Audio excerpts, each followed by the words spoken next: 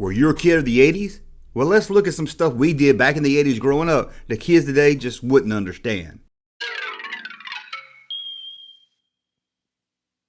Well, welcome back to the Junk Room, everybody. It's me, the Junkman, coming back at you with another video. Yeah, I'm tired of saying that as much as you're tired of hearing it. What are we going to talk about today? Well, us that grew up in the 80s, we did a lot of fun things that kids today, I think, just don't get. They just don't understand the fun of it. But I guess we don't understand either the fun they're having, sitting in their room all day with a headset on, screaming at people over a video game. Doesn't sound that fun to me. So let's look at some things that we did in the 80s growing up. The kids today probably just will never have that experience, sadly, or maybe in some cases it's a good thing. And I'm going to start off with probably one of the most popular you all probably know, getting your new cassette tape eaten by your cassette player. Oh, just bought that Beastie Boys License to Ill, and the tape deck ate it. So you spend the next 30 minutes slowly rolling that cassette tape up with your pencil stuck in the little hole, rolling it up really slow, rolling up really, really slow. Because you don't want to twist that cassette tape. If you twist the tape inside the cassette tape, that's a whole nother hour of problems right there. And what if it broke? Sometimes you eat the tape and you get all tangled up in there. You would have to cut it and then tape it back together, and there would always be a missing part of your song. You would have your own edit of your song. Oh, horrible. And what about this one? Kids disappearing. Kids love to just go. No one knew where kids were. Today, mom knows where you're at. Dad knows where you're at. You can be 2 states away on vacation, and grandma knows where you're at. Everybody knows where you're at. Back when I was growing up, about 9 o'clock, after you watch your cartoons, you hit your bike, go out in the woods, ride around. Nobody would see you till probably 7, 8 o'clock at night sometimes. Maybe even sometimes later than that. And you know what? No one called the police. No one cared. The parents were glad. Hey, I'm glad he's out of the house. So we were all happy. We were out in the, unless it was raining. That was horrible. So we just go out, have fun. Nobody knew where we were. Nobody cared where we were. We didn't have to worry about stranger danger, although that was a thing. We were street smart in the 80s. We knew, hey, that house down the road where pervert Bill lives, he don't go there after he gets off work. And if you do, in the summertime, you do not wear your booty shorts. We try to tell Randy, don't go that way past 5 o'clock and don't wear those booty shorts. I'm not saying he asked for it, but sometimes you got to have street smarts. And here's another one that's kind of related to that. Going to see your friends and not knowing if they're home or not. You would get on your bike, take you about 15, 20 minutes to get over there, and they wouldn't even be there. But you didn't know. You couldn't call them. Well, you could call them on the house phone, but come on. You go knock on the door. Is Leonard here? And then you find out, first you pray to God his parents don't answer. The last thing a kid wanted to do was talk to a parent. And they're like, no, Leonard's not here. I don't know where he is. It's Saturday. He's not in the house. He's not an idiot. So then you spend another hour riding your bicycle around hoping you can run into him. You go over to Stephanie Meyer's house, see if she's over there, and she's not. And then you say, oh my God, I bet he's at Bo Bentley's house. And you're like, oh my God, please don't be at that white trash's house. I don't want to hang out with him today. But then you're stuck. You already spent all this time looking for Leonard. So you got to spend all your time hanging out with Leonard and Bo Bentley because, I don't know, Leonard liked to hang out with the white trash sometime when the junk kid wasn't around, I guess. Whew, what else we got here? What else do we got here? Watching your parents fight over trying to set the timer on the VCR. I don't know man. Parents just didn't understand how to set the timer on the VCR back in the days, did they? They couldn't have been that hard, could it? I mean, I remember setting the VCR up all the time. It's no problem for me. Sure, I had to read the manual once or twice, but after that, it was pretty easy. But I can remember my parents fighting over, oh my God, we didn't set the timer right. You didn't record a guiding light. Oh, I'll never know what happened to Reba Shane and Josh Lewis if they got back together or not. It was horrible. And God forbid you watch something on videotape and you forgot that you had to turn the power back off so the timer would work and you forgot to put the tape back in. Oh, wasn't that hard? Your mom would come home and oh my God, I forgot to record the guiding light. She'll never find out what happens to Roger Thorpe. Oh, it's all my fault. So we got that one out of the way. Let's see what else we got here. Oh, how about this? You're a fan of a movie series, right? Let's say Raiders of the Lost Ark. You're a fan of Raiders of the Lost Ark. You love Indiana Jones. You're all about Indiana Jones. And guess what? You don't even know they're making another Indiana Jones movie until one day you're just flipping around the TV. You only have like 4 channels, so you're flipping the channels, and there's a commercial for Temple of Doom. What? What? And you'll tell your brother, hey, they're making a new Indiana Jones movie. It's coming out in 2 months. Unless you got every issue of Starlog, a lot of these movies, some of them you did hear about, but some of these movies you didn't even know were coming out until you saw a commercial of it on television. I can remember that with Return of the Jedi. I knew it was coming out and everything. I didn't know how close it was coming out. I can remember seeing a commercial for Return of the Jedi. Still in my head, all those TIE fighters, it was blowing me away. And I was like, what? A new Star Wars is this close? It was an exciting time. Now, of course, you go to the movies and see movie trailers, so you get the same experience. But a lot of us, first experience of finding out about a movie was when it was on a TV commercial. Starts Wednesday at a theater near you. Check newspapers. And here's one thing I know kids today will never understand. Getting excited when it was time to board the U.S. Cartoon Express train. Woo! Good times, good time, good time. You knew good times were rolling in. You knew you was finna have some fun there.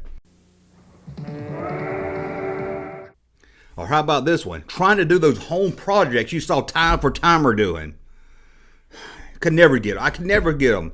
Time for Timer made it look so easy. I could never get them. I remember the Ashtrays, trying to turn lemonade into ice cubes so you could lick them all day.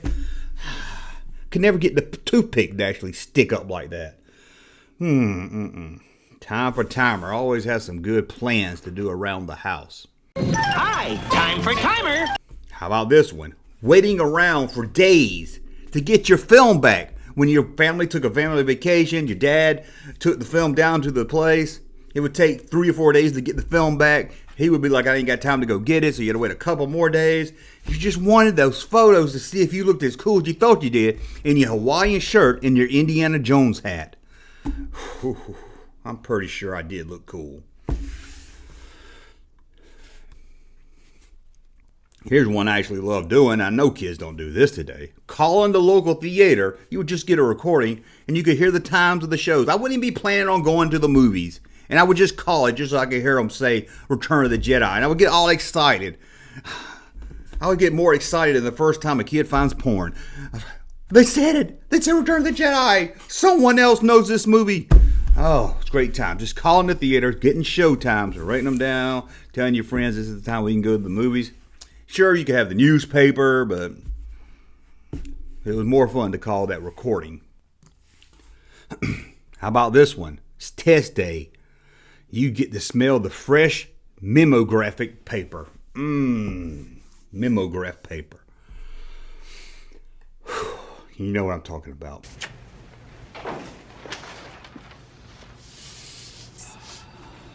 What about this one? The mall, Friday night. I remember my dad would drop me off at the mall around 6 o'clock on a Friday night. I would stay till about 9:30, I think, when they closed. It felt like 6 hours, but it's a really short time when you think about it now. But man, the mall, Friday night, you never know who's going to be there. Timmy Turner could be there. Red, Boyd could show up. Hope you run into Amy Kobe shopping at Walden bookstores. You never know what you're going to do. You're like, hey, let's just hang out. You didn't have any shopping agenda. It didn't matter if you did have a shopping agenda. You didn't have any money. Maybe you're lucky you had a couple of dollars to buy some food at the food court, but that was about it. And you just walked around, you went in all these stores, and they had good stores back then. Now you go to a mall, and it's all girl stores. I don't even think there's a bookstore in the mall usually anymore. You had at least Walden Books, B. Dalton Books, and you had Tower Records, or you had the Record Bar. You had all these record stores. Good times, man. You just hang out the mall forever. And the best of all, it's still in the mall today, Spencer's Gift Shop. How is that legal? How is that legal to have, especially in today's cancel culture? How can you have a Spencer's? Why? This is the only store I know where you can go buy clothes and toys for babies, and then just take 2 steps and you can buy a 12-inch black dildo. I've never seen a store like that sells any age group. You can get an old man cane with a horn on it, or you can get some edible panties. It's a crazy store, isn't it? Everything you need. Why do you even need them all? Just open a Spencer's Gifts. Everything you need right there. Let's see what else we got. How about this one? We talked about not knowing if a movie was coming out. How about when you walking into your Kmart And you don't even know there's new series of your new action figures that you collect. You can't believe it. And you're standing there because the pegs were all full. They probably had a whole aisle of nothing but Star Wars. And you're like, I didn't know they were going to make Series 2 of He-Man. Oh my God, I can't believe this. You get all excited. You hope. You say, okay, you start getting a plan in your head. How can I talk my parents into buying me this? It's not my birthday. It's not Christmas. But I've got to have at least one of these new ones so I can go back and show everybody, look, guys. There's a new series of toys out. So you come up with a plan in your head, and then hopefully you'll get a figure from Series 2 of the He-Man collection. You never know. Sometimes you did, sometimes you didn't. And let's talk about an experience at school that would get you excited. And I'm sure kids don't know this today. It's when you're sitting in class, you're like, oh, we're going to have a board. And you're sitting in class, and what are we going to do? Have a test? This is boring. School's boring. School sucks. The door opens, and all of a sudden you hear it. You hear the wheels turning, and it's that big push cart, that big, I don't know, it's like a big cabinet, and it's got a film projector on top of it, and they come rolling it in there, and you say, this is going to be the best day of the school year right there. We get to watch a film. I can still hear that film. I love that. Just hearing that brings by that smell of watching films in class. You know what I'm talking about? Now, later in the 80s, we would roll in that big cabinet with a TV strapped to the top of it so VCR could hook to it. But I remember the film projector. Man, like I said, I can still smell that film reel.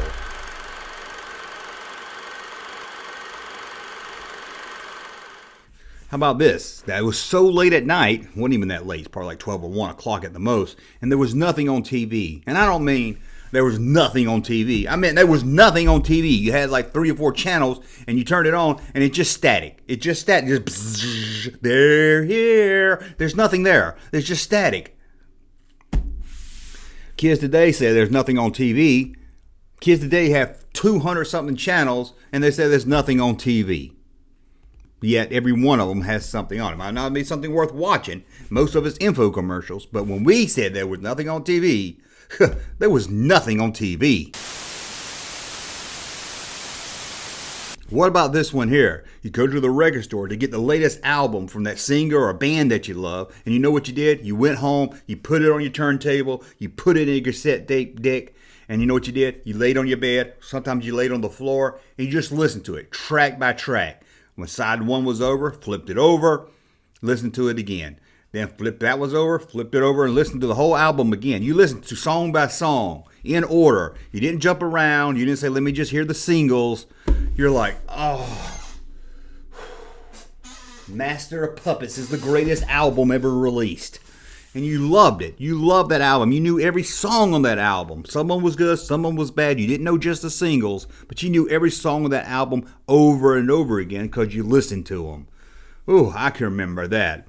Yeah, I can remember that. I'd like to tell you that I sat here and listened to Metallica over and over again, but that's probably more my style. Weird kid. What about this one? Trying to find room on that VHS tape so you record the latest episode of Riptide. You've got like 10 minutes, and every tape you guys got something you had recorded and hadn't watched, or you're scared to tape over. You're like, I can't tape over that. That's my brother just recorded the latest episode of Sledgehammer. He'll kill me. And then you're like, okay, I got this show and this show. I know that's an hour show I can tape over, but I don't want to go too far and go into Knight Rider. So you had to decide. You had to hurry. Time was running out. It was nice when you had a blank tape. Most of the time, you didn't have a blank tape. And do kids still have school books today? Do you remember getting the school book at the first of the year? The first thing you did, open the flap to look to see who had the book before you. 9 out of 10 times you didn't know the person, but it would show you years and years and years, at least 4 or 5 years of other students that had that book. And sometimes you would know them. You're like, whoo, look at that. Robbie Robertson had this book before I did. And maybe you saw him in the hall. You say, look, I got your old English book from last year. They never care. They never care. You care when you look at the name. But then when you told somebody you had their book, you thought it was going to be a bonding experience and everything. You would become best friends with Robbie Robertson. You're like, hey, maybe I'll get free tickets to the ball game or something. But no, you didn't. It never worked. No one ever cared that you had their book. But you cared that you had their book. That's for sure. And speaking of schools, how about this one here? Going to typing class and saying, oh, God, what a waste of time. What do I look like? I'm going to be a secretary when I get out of school? We didn't care anything about learning about the home keys or learning how to type on a keyboard. We all thought it was a waste of time. And look at us today. Everyone's typing on keyboards today. In fact, a kid in one of my live streams the other night told me they don't have typing class anymore. They call it keyboarding. And I remember my teacher, her name was Miss Newberry. She taught us how to type on the keyboard, and she had really bad arthritis or something. Her fingers were in locked position like this. And I was like, why? Who? She's like, I've been typing all my life. I was like, yeah, that's why we don't want to learn how to type. Look what it done to your hands. Oh, see what else we got here. How about this one? Now, this one's probably more of the 90s, but can you remember going into Toys R Us, seeing that stupid kid playing Super Mario 3? They had a demo where you could play it, you stand on the rug, and you had to look up like this.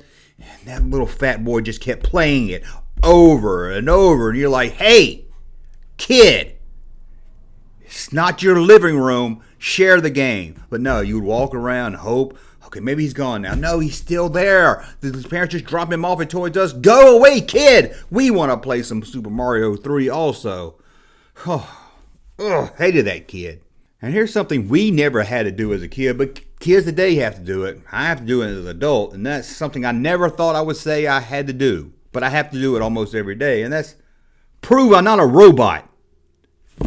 You know you're living in the future when you have to prove you're not a robot. Can you imagine if someone told you when you were 11 or 12 years old in the 80s that when you grew up, you were going to have to prove on a daily basis that you're not a robot? Crazy times we live in, for sure. Here's one I'm sure kids don't know today.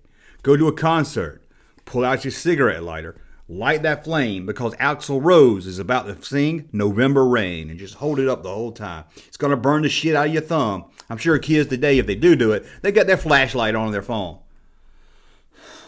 Put the phone down. There's more to life than your damn phone. Let's see what else we got. How about hearing Fred Flintstone scream, yabba dabba doo, when the egg comes spinning out of the machine?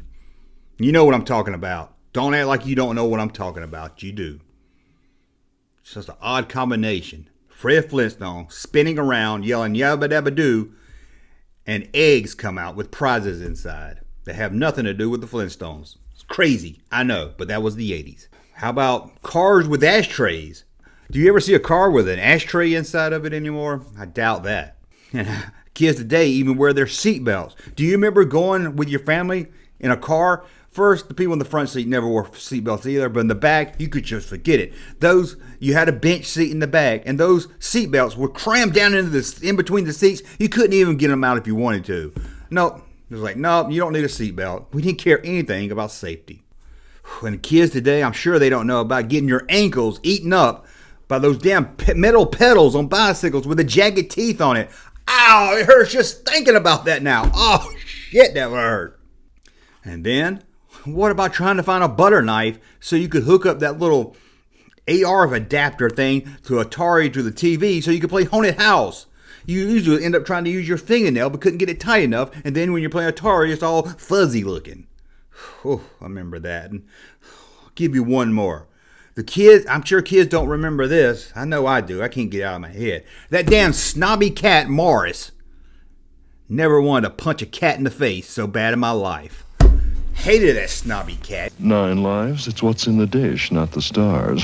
Okay, that's a look at some things we did in the 80s that I think kids today just will never understand. I know Will Smith told you parents don't understand. Well, kids today just don't understand. Let me know. Maybe I missed some in the comments below. Let me know some things that you did that you loved growing up that kids just don't do today. And until the next video, thumb up so I know you like my content. Subscribe to the channel, and we'll talk again soon. Junkman. Thank you, sir, for that unsolicited testimony.